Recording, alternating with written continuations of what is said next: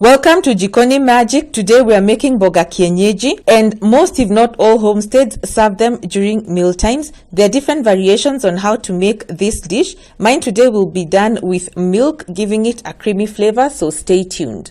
So here is my mboga for today. It will be a mixture of kunde and terere leaves. I talked to the lady who sells them to me and she plucks them for me before I go and pick them. You can also have in your mixture saga or managu. It's really up to you. So first things first, I start by thoroughly washing my mbogas in a container that's big enough to accommodate them, and I make sure that water comes almost to the top, covering them, and then I agitate them the way you're seeing me do here. And this loosens the soil and any debris that might be stuck on my mbogas. And then once I'm satisfied that I've agitated enough, I transfer them to a colander. And as you can see, the water that's been left behind in the sufuria is looking very brown, meaning that the mbogas had lots of dirt. So I repeat this process several times, maybe 3 or 4, until the water becomes clear to my liking. And then after this, it's just boiling them. Really, there is no fancy way of boiling them. Make sure that your sufuria is large enough to accommodate them, and then I just add enough water.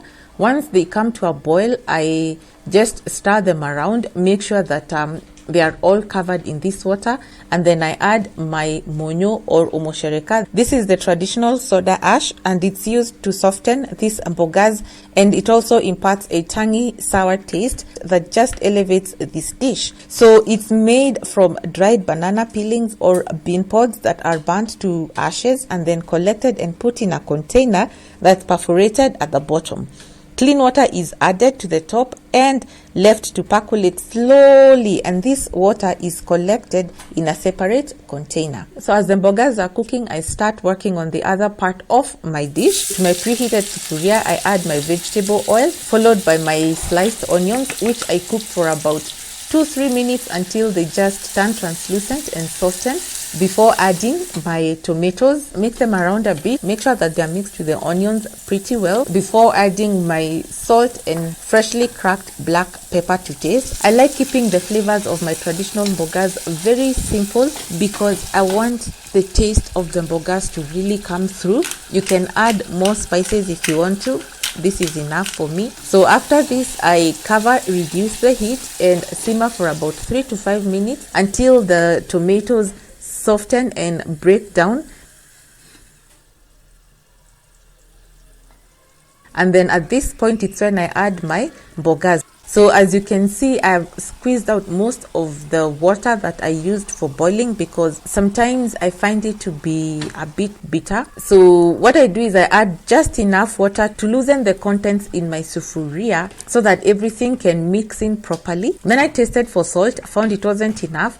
So at this point, I added my beef cubes just for extra flavor, mixed it in, tasted again to see how the seasoning was, because bland traditional mbogas has leti. So make sure that you really season your mbogas well. So after I was satisfied, I covered and simmered for about 10 minutes for the flavors to blend in together. And at this point, it's when I add my milk. I normally don't have a set amount of milk that I add.